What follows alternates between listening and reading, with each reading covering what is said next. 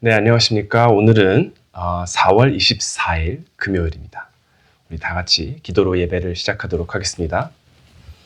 하나님 감사합니다. 저희를 다시 한번 이렇게 아주 즐겁고 또 영광스러운 예배 자리로 모이게 해주셔서 하나님, 저희가 때로는 살면서 힘든 일을 마주할 때가 참 많은 것 같습니다. 예상치 못했던 상황도 굉장히 많고 건강해지고 좀 삶을 즐기나 싶은 때에 갑작스럽게 질병이나 아픈 현상들이 일어나고 뭔가가 조금 풀리나 싶다가도 갑자기 뭔가가 생기기도 하고 이러한 일이 일어날 때마다 하나님, 저희는 도대체 하나님은 어디 계신가 하는 의문을 가지시는 분들도 계실 테고 하나님께 달려가 하나님 도와주세요 하시는 분들도 계실 거라 생각합니다. 하나님, 저희가 어떠한 마음을 가지고 있든지 간에 저희가 이렇게 어려운 상황을 마주할 때마다 하나님께서 어떠한 분이신지를 기억하게 하여 주시옵소서. 특히나 오늘 하나님께서 주시는 시편 104편을 저희가 읽고 묵상할 때에 하나님의 그 위대하심, 하나님의 존귀와 하나님의 능력을 다시 한번 알고 기억할 수 있도록 인도하여 주시옵소서. 하나님 홀로 영광 받들기 원합니다. 감사드리며 이 모든 말씀 예수님의 이름으로 기도드렸습니다. 아멘. 네, 오늘 찬송가 73장 내 눈을 들어 두루 실패니 우리 다 같이 부르도록 하겠습니다.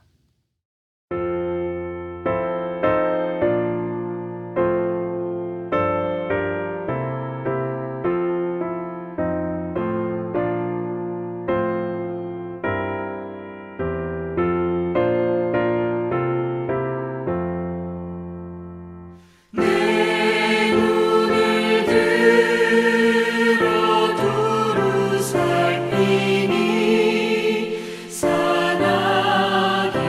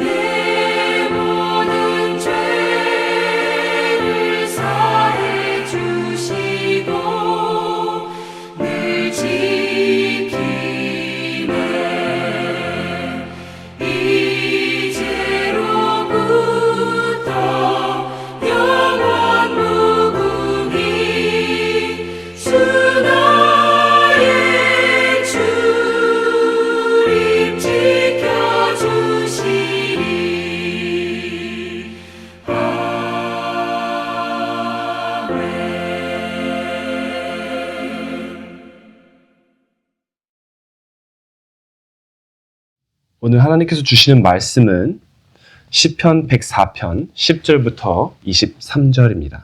시편 104편 10절부터 23절 우리 다 같이 한 목소리로 읽도록 하겠습니다. 여호와께서 샘을 골짜기에서 솟아나게 하시고 산 사이에 흐르게 하사 각종 들짐승들에게 마시게 하시니 들나귀들도 해갈하며 공중의 새들도 그 가에서 깃들이며 나뭇가지 사이에서 귀적이는도다. 그가 그의 누각에서부터 산에 물을 부어주시니 주께서 하시는 일에 결실이 땅을 만족시켜 주는도다. 그가 가축을 위한 풀과 사람을 위한 채소로 자라게 하시며 땅에서 먹을 것이 나게 하셔서 사람의 마음을 기쁘게 하는 포도주와 사람의 얼굴을 윤택하게 하는 기름과 사람의 마음을 힘있게 하는 양식을 주셨도다. 여호와의 나무에는 물이 흡족하며 곧 그가 심으신 레바논 백향목들이로다. 새들이 그 속에 깃들이며 학은 잣나무로 집을 삼는도다. 높은 산들은 사냥을 위하며 바위는 너구리의 피난처로다. 여호와께서 달로 절기를 정하시며 해는 그 지는 때를 알도다. 주께서 흑암을 지어 밤이 되게 하시니 삼림의 모든 짐승이 기어 나오나이다. 젊은 사자들은 그들의 먹이를 쫓아 부르짖으며 그들의 먹이를 하나님께 구하다가 해가 돋으면 물러가서 그들의 굴 속에 눕고 사람은 나와서 일하며 저녁까지 수고하는 도다. 아멘. 여러분, 욥기를 보시면은요, 주인공인 욥은 온전하고 정직한 자라고 하였습니다.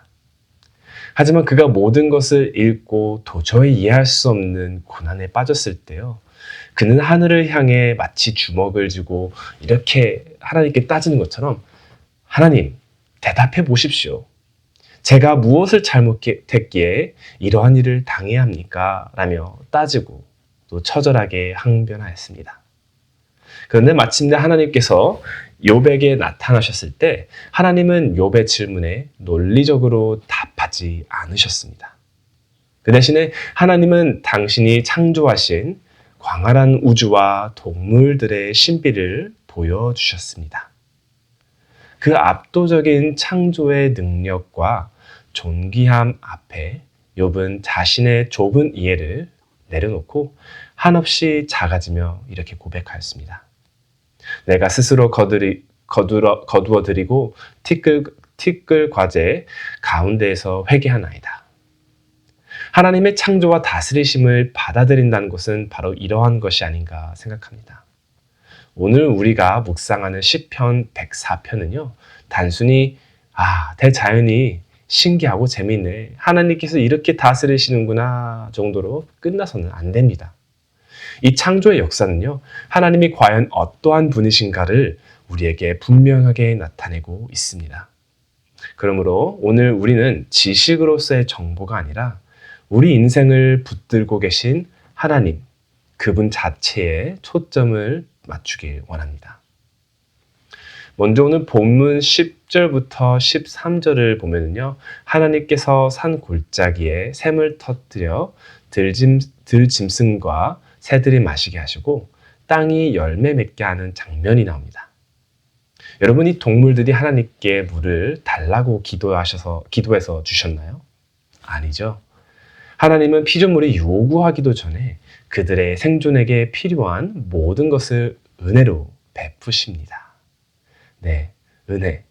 은혜라는 것은 우리가 받지 말아야 할 선물 같은 것들이죠. 여러분, 은혜라는 찬양 잘 아시죠? 그 가사를 한번 생각해 보시기 바랍니다. 내가 누려왔던 모든 것들이, 내가 지나왔던 모든 시간이, 내가 걸어왔던 모든 순간이 당연한 것이 아니라 은혜였소. 그 모든 것이 은혜, 한없는 은혜. 내 삶에 당연한 건 하나도 없었던 것을, 모든 것이 은혜였어. 참 아름다운 찬양인 것 같습니다. 우리가 삶에서 누리는 모든 것이 바로 하나님이 우리를 위해서 주시는 선물이고 은혜인 줄로 믿습니다. 하나님은 다른 동물들에겐 또 그저 삶의 터전과 음식을 주셨지만 우리 인간에게는 창세기의 말씀처럼 직접 생기를 불어넣어 주셨습니다.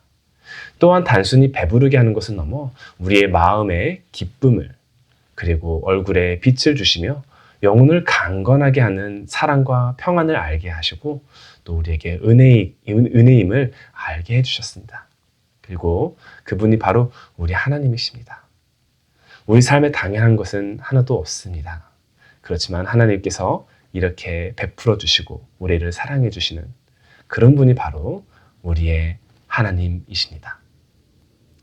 여기서 우리는 또 하나 하나님의 놀라운 준비하심을 봅니다. 창세기 창조의 순서를 기억하시나요? 하나님은 생명을 먼저 만드시기 전에 그들이 거할 공간과 먹을 음식을 또한 완벽하게 준비하셨습니다. 오늘 본문 16절과 18절, 백향목은 새들의 둥지가 되고 바위는 너구리의 피난처가 된다라고 노래합니다. 여러분, 이렇게 하나님이 미리 준비하셨다는 것은요, 우리가 지금은 깨닫지 못해도 하나님께서 우리를 의의 길로 인도하기 위해 끊임없이 일하고 계심을 의미합니다. 자녀를 기르시는 분들은 공감하실 거라 생각됩니다. 제 친구들, 자녀를 가진 제 친구들의 이야기를 들어보면요, 아직 아기일 때부터 제 친구들, 여러 부모님도 그렇죠. 나중에 자녀분들이 도움이 되길 바라는 마음에 적금을 들기도 하고 매일 정성껏 육아일기를 쓰기도 한다고 합니다. 그렇지만 저의 친구들의 아기들이나 아니면 자녀를 가지신 분들 모두들, 자녀들이 갓난 아기일 때부터 부모님의 이런 정성이나 계획을 알까요? 전혀 모르죠. 조금씩 머리가 커진다고 해도 아마 잘 모를 것입니다. 하지만 조금 더 커서 그 큰 은혜와 복을 마주하고 나서야 비로소 어머니 아버지가 이렇게 날 사랑하셨고 나를 위한 준비를 가지고 계셨구나 라는 것을 깨닫게 됩니다. 우리 하나님도 마찬가지십니다. 지금 당장은 내 인생이 막막해 보일지 몰라도 하나님은 이미 여러분을 위한 피난처와 보금자리를 정교하게 설계해 두셨습니다. 또한 하나님은 이 세상에 완벽한 질서를 또 부여하셨습니다. 19절부터 보면요, 달과 해가 절기를 맞추고 어두운 밤에는 짐승들이 사냥을 하며 해가 뜨면 사람이 나가서 수고한다 합니다. 이 정교한 질서의 시계탑을 한번 보시죠. 하나님이 세상을 만드시고 뒷짐지고 계신 방관자가 아니라 오늘도 그 질서의 핸들을 잡고 세상을 보존하시는 통치자이십니다. 이 거대한 우주가 하나님의 통제 안에 있다면 그 우주의 일부분인 저나 여러분들의 인생 또한 하나님의 완벽한 질서 속에 보호받고 있다는 사실을 믿으시길 바랍니다. 간혹 가다가 과학자들이 어떻게 이 생물들이 행동하고 또 사회를 구성할까라는 궁금증에 이렇게 보금자리를 준비해 놓고 동물들을 막 풀어놓는다고 합니다. 그리고 어떻게 동물들이 반응할지를 연구하고 또 보면서 과학적인 실험을 하죠. 그렇지만 하나님은 전혀 그러시지 않으시죠. 과학자들처럼 보존을 마련하기는 하시긴 하지만 그 의도는 우리가 어떻게 할지에 대한 궁금증이 아니고 우리를 사랑하시기에 우리에게 보금자리와 음식 모든 것을 주시기 위해서 사랑하는 부모의 마음으로 주시기 위해서 준비하셨습니다. 그리고 그런 하나님이 단순 저희에게 주시는 것뿐만이 아니고 우리가 올바르게 자라기 위해서 우리를 통제하고 다스려 주십니다. 우리가 비록 죄악된 세상의 고통 속에 눈물을 흘릴 때도 있지만요, 요한계시록의 약속처럼 하나님은 우리의 눈물을 닦아주실 왕이신 줄로 여러분은 반드시 알기를 바랍니다. 사랑하는 중앙교회 성도 여러분, 혹시 세상이 힘들고 어려운 일들이 도사려 하늘이 무너질 것 같은 시간을 보내시고 계십니까? 그러한 분들이 계시다면 저는 오늘 여러분들을 위해 사도 바울이 고린도 후서 4장에서 이렇게 고백한 마음을 가질 수 있기를 기도합니다. 사도 바울이 이렇게 고백합니다. 우리가 사방으로 우겨쌈을 당하여도 쌓이지 아니하며 답답한 일을 당하여도 낙심하지 아니하며 거꾸로 뜨림을 당하여도 망하지 아니한다. 바울이 이토록 당당할 수 있었던 이유는요, 바로 부활하신 예수 그리스도께서 죽음과 죄의 권세를 이기셨음을 믿었기 때문입니다. 세상을 창조하신 하나님, 만물을 공급하시는 바로 그 왕이 우리 편이십니다. 그리고 그 우리 편이 우리를 구원의 길로 이끄시기 위해서 예수 그리스도를 이 땅에 보내셨고요. 또 죽음으로부터 부활로 인해서 세상의 죽음을 이기셨다라는 것을, 그리고 우리가 하나님의 것이다라는 것을 선포하셨습니다. 여러분, 여러분의 인생은 여러분 것만이 아닙니다. 하나님 아버지가 함께 하시고 여러분들을 의의 길로, 좋은 길로 인도하실 것입니다. 여러분들에게 오늘 한 가지 제가 드릴 말씀이 있다라고 한다면요, 오늘 주님 앞에서 이러한 도전을 마음 깊이 새기시길 바랍니다. 마태복음 6장 26절에 예수님께서 이렇게 말씀하셨죠. 공중에 새를 보라. 심지도 않고 거두지도 않으나 너희 하늘 아버지께서 기르시나니 너희는 이것들보다 귀하지 아니하냐. 여러분, 우리가 창조의 역사를 단순히 읽을 때는요, 우리가 하나님께서 이렇게 관리하시고 또 다스리시는구나를 넘어서 하나님께서 이러한 것들도 이렇게 케어해 주시고 사랑해 주시는데 그보다 더 귀한 자녀된 나는 하나님께서 얼마나 더 귀중하게 생각하실까? 나는 지금 모르지만 하나님은 분명히 나를 생각하시고 나를 위해서 계획하시고 나를 위해서 준비하셨을 것이다 라며 기억하고 또 기대하시길 바랍니다. 오늘 하루 내일 염려를 조금 내려놓고요, 먼저 하나님의 나라와 의를 구하시는 하루가 되시길 바랍니다. 나를 지으신 이가 나를 가장 잘 아시며 나를 위해 이미 거처를 예비하셨다는 것을 기억하시고 또한 기대하시길 바랍니다. 우리 이 시간 개인 기도를 하시기 전에 또 이러한 기도를 했으면 좋겠습니다.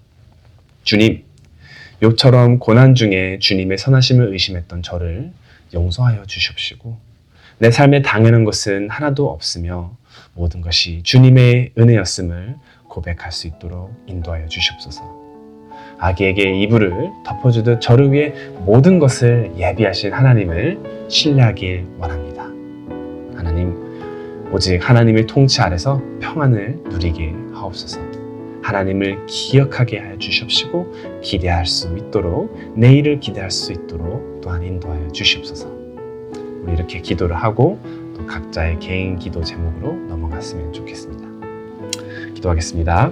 하나님 감사합니다. 저희를 이렇게 하나님의 예배 자리로 모이게 해주셔서 하나님, 저희는 살면서 기쁜 날도 있지만 어려울 때도 있는 것 같습니다. 하지만 기쁠 때나 어려울 때나 하나님, 저희가 하나님의 위대함을 알 수 있도록 인도하여 주시옵소서. 기쁠 때는 하나님께 주시는 그 기쁨이 더욱더 크다라는 것을 기억하게 하여 주시옵시고, 힘들 때에는 하나님께서 저희를 위해서 준비하고 계신 게 있다는 것을 또한 기억하게 하여 주시옵소서. 그리고 그 무엇보다도 하나님, 기쁘거나 슬플 때나 하나님이 얼마나 위대하고 능력이 있으시고 세상을 다스리시는 왕이라는 것을 알게 하여 주시옵시고, 또 그로 인해 욥과도 같이 우리를 겸손케 하여 주시옵소서. 하나님을 기다리며 하나님의 때를 기다리며 하나님을 사랑할 수 있도록, 하나님을 계속해서 붙들고 말씀으로 살아갈 수 있도록 우리를 인도하여 주시옵소서.